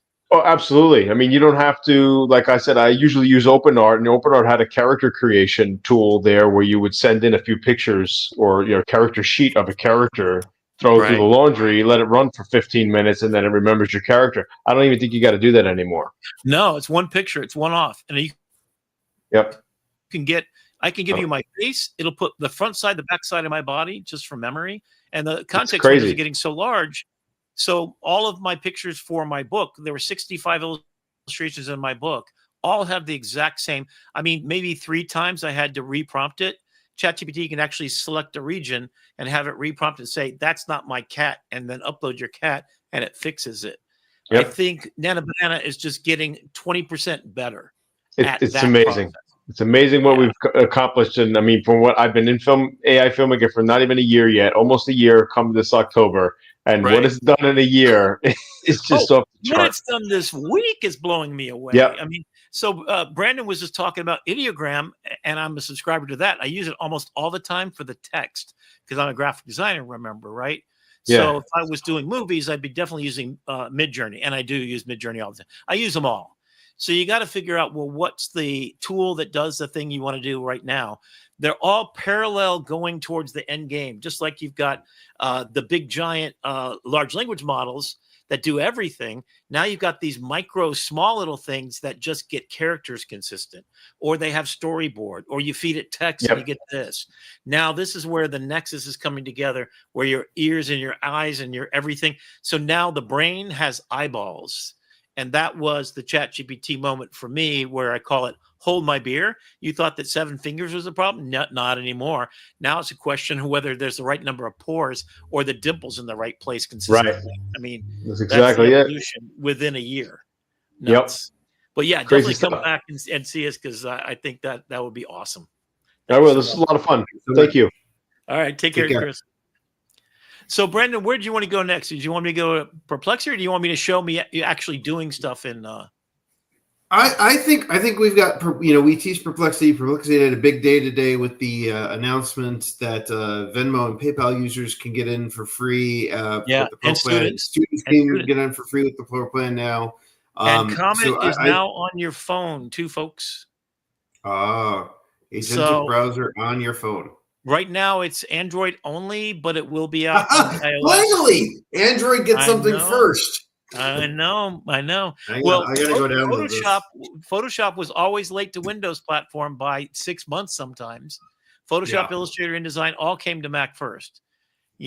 So yeah, this shocked me too. But I'm guessing they're waiting until September to probably load it up. But I am right now using. In fact, when I demonstrate later. So do you got to get going, Brendan? Yeah, I'm going to hang out for about 15 more minutes before I head over to the Learning Lab. But I do know that you had some like a 20-minute-ish presentation that you wanted to run on Perplexity. Is that ready to go? Yep. I will do that now. I don't think there's any sounds. Yeah, that's all right. And once you get that up. If you need to duck out, then I'll just continue on till 10 o'clock, because I know you got to get to another thing in a minute. Stop screen. Oh, am I sharing now? I'm already sharing, I guess. I had temporarily taken you offline so Oh, we okay. could say goodbye to Chris. All right. What, So I'm going to what go is? back here. Hang on, we're There. getting trolled in the comments. What is Android? We Yeah, only have that in Cleveland. Not we don't. You don't get the those are cool tools those out are of my Columbus. people. All right. So what's kind of cool about this picture, and the reason why I'm hanging on it for a little bit, and I do have an audio that's coming later, and I'm going to have this thing drop in with a cloud of dust. So every time I do AI tool time, which is the second segment or third segment, I guess we're doing it each week. I'm going to do Perplexity this week. If you want to, in Google Notebook and Ideogram. So if you want to vote, put in the comments right now. What do you want to see next after I show you Perplexity? Everyone's going to be 20 tight minutes, and I've got this arranged. So literally, we're going to chop it, post it, and you're going to have everything you ever want to know about Perplexity. And this PowerPoint that you have here, which has all the links embedded in it, will be in the show notes. So look forward to it'll be a PDF with hyperlinks in it. So it's going to be like you've got an entire book for free, and you can watch the audio and listen to us make all kinds of fun. So Yeah. I use. So before you kind of launch here, Okay. I do just want to give a free plug. Don't forget to subscribe to the channel. We're here every Thursday night at 8:00 Eastern. Thank you. This Yes. is our thing. And if you have questions, you can interact with our show. You can leave comments. We are trying to grow the channel. So if you know somebody who's curious about AI, who wants to go deep and be entertained along the way, or if you know somebody that is bored and has nothing better to do with their Thursday nights, please send them our channel. Like and subscribe. We will make sure. Share. Yeah, don't forget to like and subscribe. Yeah, Which I'm on my Facebook. 4-year-old.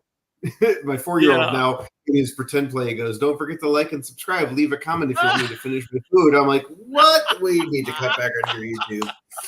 Oh man, that's a modern day child right there. That's it. I'm gonna My son never be said that to me. behind. I'm gonna drop down behind the scenes, Rick. I'm just gonna let you fly. Okay. Thank, as Claire or Fairy Tale Revolution says, thank you for generously sharing and leading.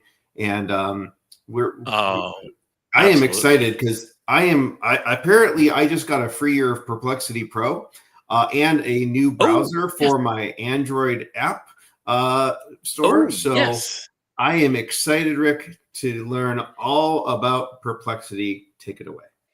Yeah. So Perplexity, in fact, this picture is, I had in the foreground, I had AI tool time, and I was going to put ChatGPT. So I literally have made this same picture with improving the face a couple of times and different hand movements, etc., exactly like this, but with every single logo and brand. So this is literally saying, take out ChatGPT, put in Perplexity, and then I loaded the logo and I said, have that embossed into the wood. That's how you get it. So if you see it next week, it's going to say Ideogram, then it's going to say ChatGPT, then it's going to say Notebook LM. So that's why this is kind of cool to segue into it. All right. So what is Perplexity?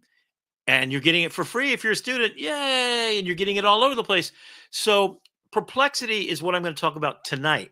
We're going to save Comet itself for another night. It is Perplexity on top of a Chrome browser with agentic capabilities, an answer engine. So let's say that you're on a website, summarize it for me. Now tell me 12 things I didn't know about this. Find me 5 YouTube videos and then turn it into a Perplexity page. Oh my God, I've just exploded. It's a meta thing, right? All right, so let me get down to what Perplexity is. It is not a large language model. It is all of the large language models. All right, first of all, it's an answer engine. If you go over to Google, you're going to get ads. And then once you wade through that, you get to an answer one at a time. Take your turn. Well, since Perplexity came out, you'll notice that recently when you go there, you're getting some real cool stuff. They're actually cannibalizing their money stream, their goose that laid the golden egg at Google, because he came out and stole that component with a super engine that does search like nobody's business.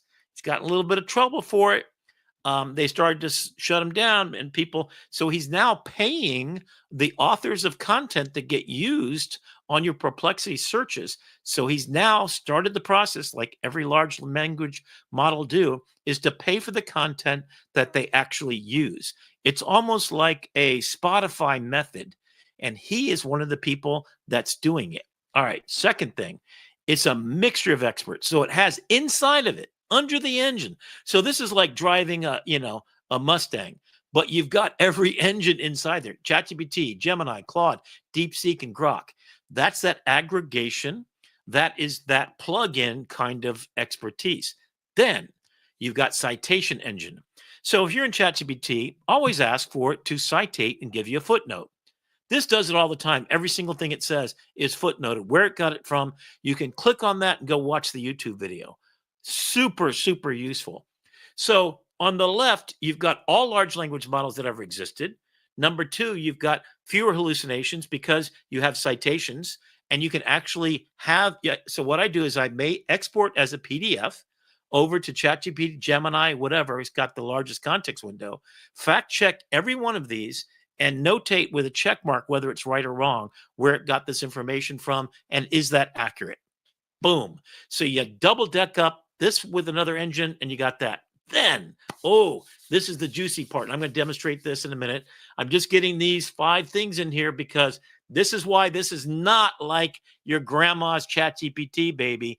This is the whole difference right here. Threads. You start with the thesis. You say, I want to find out everything there is to know about Nano Banana. And I want to have 12 videos to watch, or 3 videos. And I want you to pull out the best information from all of those. And you ask one question, and boom, you get these sequential questions followed by answers. Then, and I'll show you how to do it, you convert that into a page. So imagine that all that information then gets turned into a visually rich, meaning you can put your own pictures in there or grab pictures off search engine. You'll see that. And then you have a blog with chapter headings and everything. You'll see that in a second. That's cool. And then you got spaces. So you can load up 20 megabytes per file, 20 files. And so every one of my classes, photography class, I'm teaching it. I do this whole thing about the exposure triangle. Then I talk about composition. I put that all in there. It's grounded truth. Means I vetted, curated, and put the information in there. And then all my students, I can watch their actual questions, their thread, what they asked, what they got, how they turned that into a page, what they edited in and out. And then if they do a reaction paper or they make photographs, I've got a chain of craft, as Brendan says, or a chain of, what's it called, Brendan? Chain of craft. That's it. Chain of craft. Chain to of show craft. for it. Right. So then I got shared spaces, so I can share it with anybody else. And then in your business, you can put it all together. All right. So number one, it's an answer engine. That's it. Right. So its search can be specifically tuned to what you want. If you want everything off the internet, you click on that toggle. That's that little Earth sign over there, right? So that's the web, or only academic, or social. So that would go look at Reddit, things like that. If you go on Grok, it's all trained on X or Twitter, right?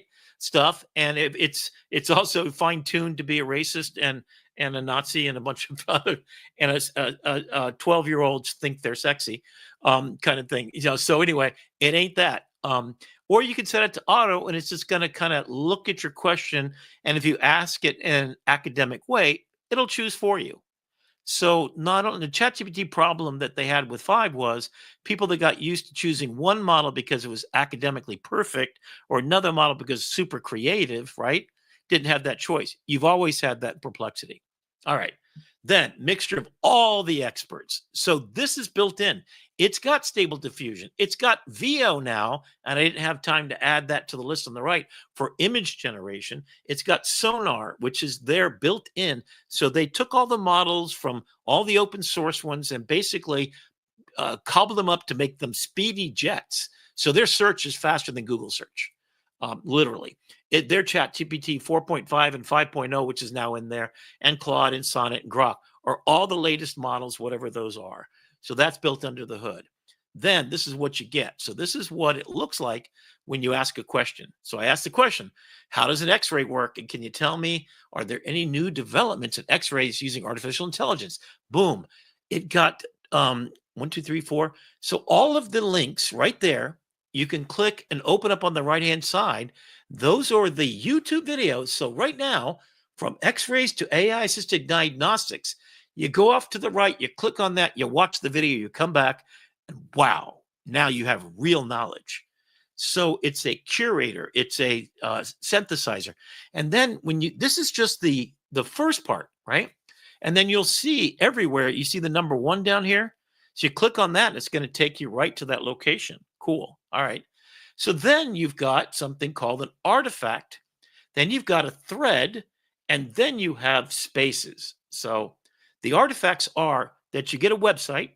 You can put the website into a grouping or cluster of spaces. So all of my photography students are in a space with all the photography students. Every question in there is based upon my textbook I load into the base of it, and everything they get comes from me, and I can see it. So I'm an educator. I've curated it. I filtered out any BS, and it's grounded and based on me, and I have citations. So if there's any question about the veracity, we've got it there. On the right, you'll see some of my different pages, or my spaces, I should say. So I worked with Adobe on some projects. I worked on, and you can see I'm just all over the place with ideas. So a thread goes into a space, goes into, I'm sorry, a thread goes into a page, which is a blog post, basically, with images, and I'll show you that. And then it goes into spaces. Spaces is shared stuff. Here's an example of a library I have. All right. So I did this in Google Notebook LM. What is Perplexity? It's an AI-powered research engine. You can see all the ones. So you can attach features. You can go in incognito mode, so your information is not shared with anybody.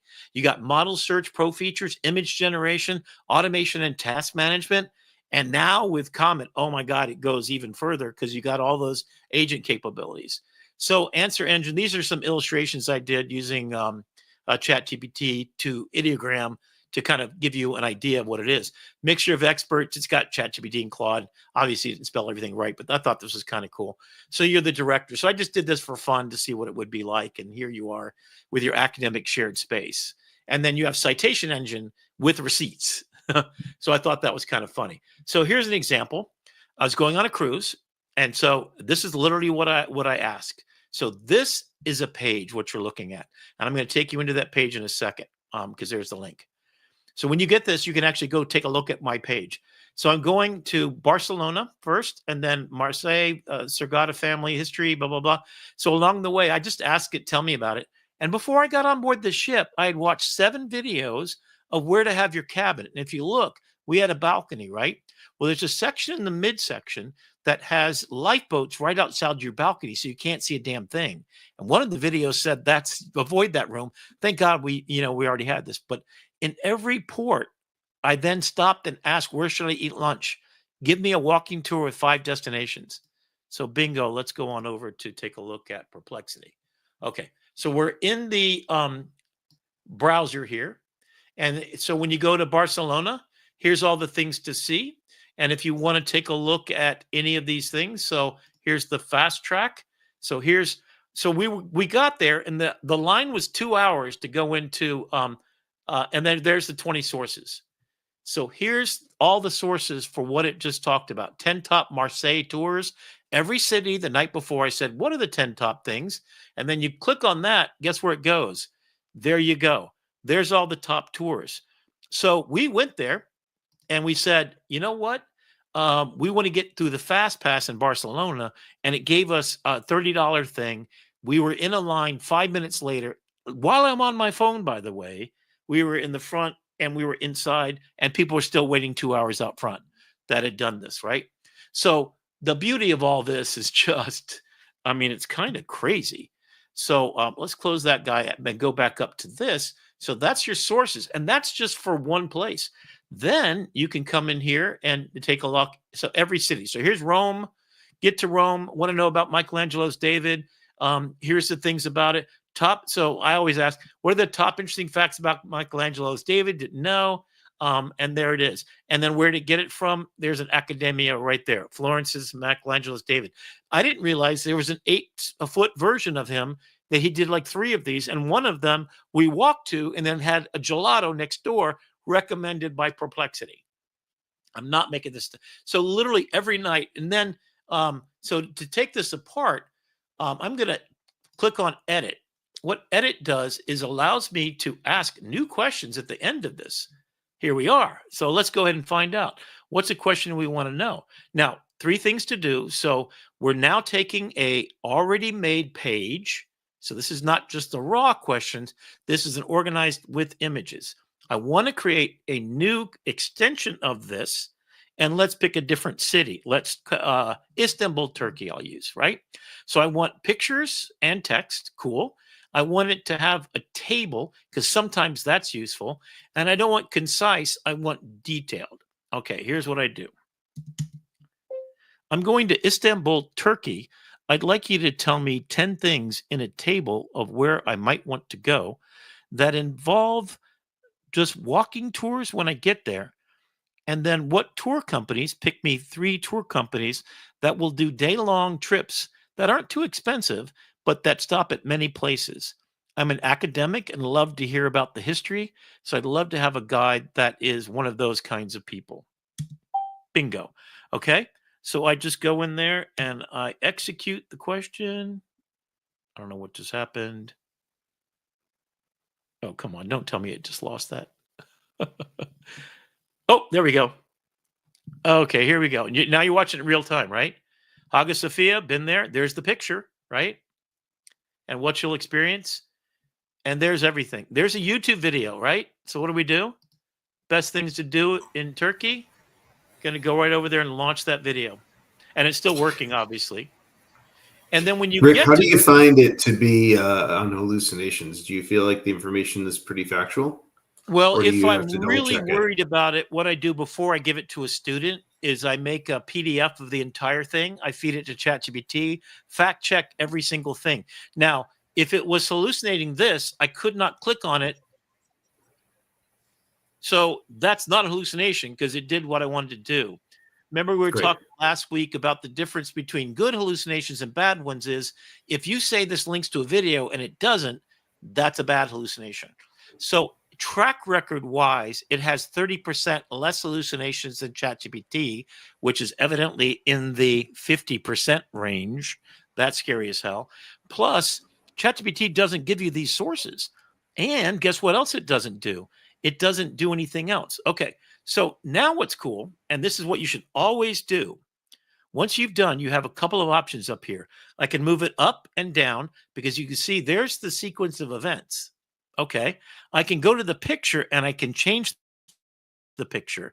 When I do that, it then looks for all pictures having to do Istanbul walking tours. And sometimes I find if you copy and paste this in there, so this is a super great. So if you've got a PowerPoint, one of the options is you can actually upload your PowerPoint pictures in here. I've done that many times. Oh, here we go. I want to use that picture. I usually pick a horizontal because now I got Istanbul walking tours and it's showing you where I'm going. Oh my God. So that's on my phone now because every copy of Perplexity you have is the same content is there, right? And you switch from one mode to the other. All right, so that's cool. And then I could go back through here and then see what else I want to do. So the idea is you can go down and add a section at the end or go to another kind of situation. Oh, also, okay. So let me go back to the beginning. Let me just start. So you have libraries and I have my pages. Here are my pages I've created. So this is what, and there's the Azamara cruise planning trip. It does have a problem sometimes rendering the pictures on a slow internet connection. Here's a real estate search I did. Here's an old boss I had. I searched about him. I did a whole profile on myself, which is quite great for your resume. A thread looks like this. So I was looking today. Oh, here we go. Tell me about Adobe Express. Quick, easy way to do branded content. Okay, so that's basically acting as a, let me go back to that. Okay, so Azamara trip. All right, let me go ahead and create a brand new one. And I'm going to put it in my let me pick a new page. I'm going to create a new search. Search in your threads. I'm going to look for photography. And I'm going to find a page I did on photography. Here we go. Oh, here we go. Here's about me. So this is literally a search about me. So I asked questions about me. Of course, I knew the answers. So here's another cool thing. I'm going to hit edit. So I can go to this page and this is how I did it. So your layout, you can change. You can change the title at any time to what it says. You can come in here and say, hey, you know what? Why don't you go back and do a little more editing on this, or you can rewrite it. I can change the picture out, and then I can add into this. So there's the Miami Street Photography Festival. And this was, unfortunately no longer in existence. There's the people that I worked with there. Those are the speakers. If you know photography, this is really impressive. And I got to work with all of them. So one thing you can do is you can add media only. If you do that and you say go, then it's, and you want to say, find photographs on the web taken by Rick McCauley at the Miami Herald. Okay. So it's literally going to go out there and I'm going to say just for pictures. I don't know why it's not doing it right away. Maybe it's just a little bit slow on the internet side here. There we go. Okay, so now it's searching the web. It's looking for photographs taken by me. That's not my photograph and that's not my photograph. But what can I do? I can go here and change. And what I do is that's a photograph by me, not photojournalism. Let's see what else it has. Oh, that's a video by me, right? I did not take that picture. Let me try. And this is my secret trick. You can also, obviously, I could upload my pictures from the Miami Herald, but let's take a look at what it's got here. I could probably do rickmccauley.com. There I am speaking. So let's say I want to add that to it. And actually, this is a YouTube video. So I think you could actually watch it. So I could go in there and change them all. Then I could add more media. So when I run out of spaces, I can come in here and add more pictures and more pictures and more pictures. Or I can go over and upload pictures off of my hard drive, go find them and load them up. So as a teacher, I make PowerPoints all the time and I want to insert them in with knowledge that's really deep. That's how you would do it. All right, let's do a brand new search with nothing else going on. I have deep research. The fact that they have one thing that confused some people is they do have in here Grok 4, all of the models that you see here. So the best of everything. ChatGPT 5 is in there and thinking, by the way. So you're paying extra for that. But at $20 a month, I have yet to exhaust it. And then if I say I want to look at just academic papers, I'm just going to search the whole web. Oh, its finance stuff is off the hook. And you can buy stuff through here. I bought this microphone by asking, what's the best mic? Research it for us. And then clicked on it and bought it through Perplexity. Not making this up. That's a super cool extra trick that you didn't think about. Also, I can kick on right here. So tell me 5 amazing things about Nano Banana and tell me 10 things we can do that are unusual and find me 3 YouTube videos about Nano Banana on YouTube so I can go watch and find out more.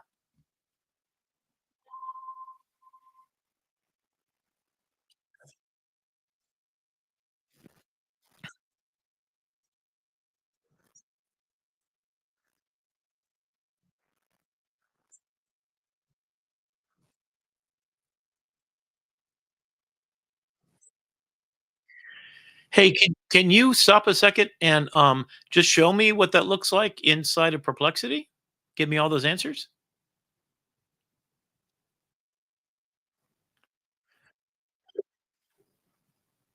Okay, now it should actually do the search. For some reason it doesn't. I'll go ahead and just do this again. Tell me 5 amazing things about Nano Banana and why it's so amazing. And also why it's so amazing. Sometimes it doesn't get your by Gemini. It's an image making program. What are 5 unique things about it? Find me 5 YouTube videos where I can find out more, especially tips and tricks and how to use it. And then how is it different from every other model out there? How does it compare to ChatGPT or any other image making application, Midjourney, etc.? Thank you. Okay. This is called a thread. The thread basically takes your question, searches for everything about it. There they are. And then it gives you the answer in context with, guess what? YouTube links. So there it's explained, right? And I forgot to turn off my little audio down here.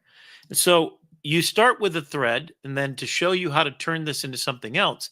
So now I can export it right now. And what it's going to do is take all of this and all the sources right here. So there's the sources, so we can see them. Here's the images that it's pulled up off the internet. So we can go find a picture, grab that, and use it in our next YouTube video, right? And then the steps that reason to get there. And this is not a deep dive. This is every question you ever ask of this model. Does Google do this? Hell no. I couldn't even find the last prompt I did in Gemini, for God's sakes. At least Google has, or I'm sorry, ChatGPT has a folder structure, so that's great. Well, let's get back to this. So now I've asked those questions, and I can follow up. In fact, it says, explore advanced editing techniques, tutorials for how to do it. Okay. Compare accuracy and speed to Midjourney. All right, let's find out about that. So it's an answer engine, and it citates, it annotates, and it gives you all of your control over everything. So that's pretty, oh, here we go. Oh, there you go. 2 to 5 seconds generation compared to 10 to 30. In fact, if you compared Nano Banana to ChatGPT, it's 1/10 the time. I timed it. It was 3 minutes per ChatGPT. It was less than 30 seconds for Nano Banana to do a better job. All that stuff you saw today was literally done in 1/6 of the time or 1/10 of the time. And then there we go. Okay. So now if we want to do that, we could share it. So I can just give it to you as a link right now. I can export it. So it's going to go as a PDF, as a document. That's useful. So what I do is I always do it as a document. Then I run over to Word, and then I file it into my Google Space, which, by the way, all the large language models have access to the Google Drive, your Google email, etc. You could allow them to get to it. Okay, so that's cool. And then what I want to do is share up here. I can bookmark it, and then this is what else I can do. I can convert it into a page. Okay, so we said this is a thread. That means all the stuff's there. When I convert to page, it'll take a second. It's going to make a headline. It's going to find a picture to go up top. It's going to give you images that go along with everything that you're doing. And it's going to put all the citations there into what looks like a beautiful chapter by chapter rendering of what you just said. Woohoo! Then you can share these amazing search documents. That was a thread that now has pictures in it. All the sources are right here. It takes a minute, right? So what I typically do is I take and I exhaust all my questions. When I get to the end, I've asked every question. There may be some that I find out they're kind of dumb questions, and so you can go back and edit them, change them. You can rephrase the question when you got a smarter version of it. So if you're an educator and you're trying to teach, the best way to teach exposure triangle, you go find the best videos, you go find the best resources, and then you get a table and create a diagram. You go through this like you have always wanted to be able to search the entire internet and get 1,000 answers at the same time with images, annotations, without having to touch Google's search, which sucks. Once you do this, you just can never go back to Google in any way, shape, or form. And Nano Banana, it's competitors. So it's still building this out, right? So yeah. And then it will allow you to, if you don't like the pictures it uses, I actually love this one because that's exactly what it's for, is that you just have a picture of a influencer, and then you have that same influencer doing all these poses, wearing a black shirt. So all the difference is, this is the picture. You say, can you put her in a black shirt with this product in the foreground, and she's selling it online, or this Jergens or whatever that is, tied, accurate to the T, and then you can go and then say, oh, make that plant go away, make those handles go away, and then go to VO built into Gemini and make it a movie with a talking part. Let's bring that plane in for a landing, Rick. Okay, so to finalize it, so you can go and add the media. We learned about that. You can change it out for stuff you search for or upload a picture. And then you go share it into a space. So when I'm done, I publish this. And then now this is out there. I could go back and re-edit it. I could share it. I can also go here and put it in a particular space. I'm going to swap spaces. And these are my spaces. So this is my best practices, best pages space. That's what I use for demos. And then I can go back and I can add pictures and I can do whatever I want. Is that cool or what? So this is a preview of upcoming. This is what you get on the side as you're on this page. You get an assistant that is Perplexity built in, but it can actually do stuff. And I'm in Chrome, basically. So all my Chrome tools are there. So, but I could go to YouTube channel, for example, and take a look at something about, oh yeah. So here I'm on YouTube in a second. And then I want to go to find out about Nano Banana. Oh, here's that video, right? So there's the video. Instead of watching it, I'm going to say, can you tell me everything about the top 10 ways you can use Nano Banana, especially with the way it's plugged into this Photoshop plugin? How do I do the plugin, and how would I go about doing it? So it's Perplexity built in. So remember that thread thing we just did? Guess what it's doing? It's threading right now based upon this. And it has all of everything that's in there. So here's a complete guide. And there it is to buy the thing for $10. And it tells, there's the install script for Macintosh. Put in your Photoshop presets scripts folder, then restart Photoshop. And here's your use cases. Bada bing, bada boom. That's what's next episode, I think. I always forget to turn off my little sound thing here, right? But that's built in. So if I want to, I can then go over, and then I'm over in, guess what, my library space. And then I'm over into taking over the entire screen. Now I'm back in Perplexity, and I was in the assistant. And the other thing that before I go, I do want to do is it has a news station built in. Here is, you go to Discover, it literally tells you every one of the news stories, and you can customize what it talks about. So here is the things happening right now. So if I wanted to, I could search. So these are other people who went and created a page about this. So if we want to find out what engineering cracks 6-bit crypto with quantum computer, this is a Perplexity page. Again, and you can ask questions of it. So this is real news that someone, so the person who did this, a lot of these are created by Perplexity itself, because they're basically just taking the news and creating a Perplexity page. And then you can go ask follow-up questions. So that's probably one of the, and then, oh, if you're into finance and sports, oh my God, you can have it do tracking for you, buy and sell and trade for you.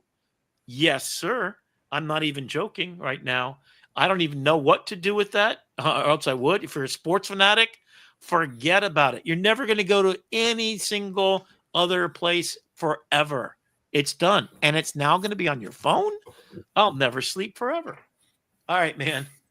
Let's take this puppy home, because I think this and is once again, yeah, that was great. Thank you so much for that.